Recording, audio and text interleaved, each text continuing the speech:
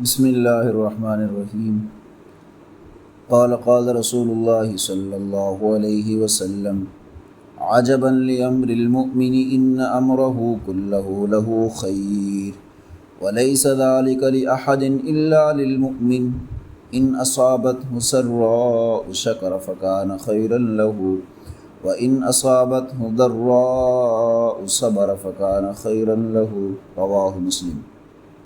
رسول اللہ صلی اللہ علیہ وسلم نے ارشاد فرمایا،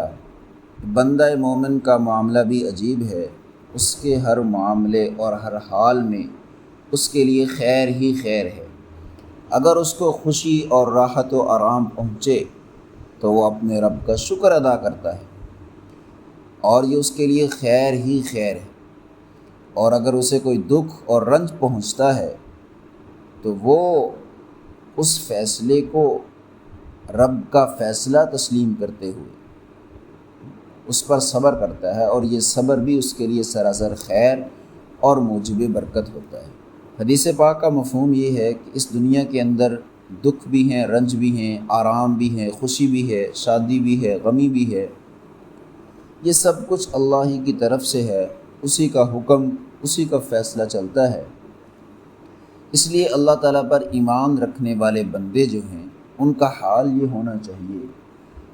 کہ جب کوئی دکھ مصیبت پیش آ جائے تو وہ مایوسی کا شکار نہ ہوں، بلکہ ایمانی صبر و استقامت کے ساتھ اس کا استقبال کریں، اور اسی طرح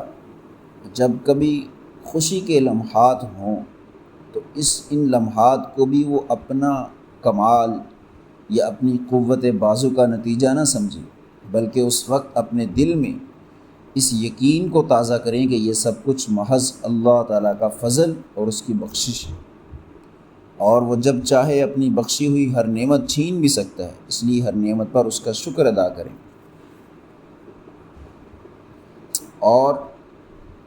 اس دنیا میں تکلیف اور آرام تو سب ہی کے لیے ہے، لیکن اس تکلیف اور آرام سے اللہ تعالیٰ کا قرب اور رضا حاصل کرنا یہ صرف ان اہل ایمان ہی کا حصہ ہے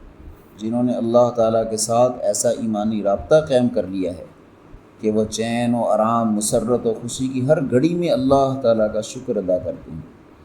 اللہ کریم ہمیں ہر حال میں اپنا شکر ادا کرنے کی توفیق نصیب فرمائے اور ہر طرح کے حالات میں صبر کرنے کی توفیق نصیب فرمائے۔ وآخر دعوانا الحمدللہ رب العالمین۔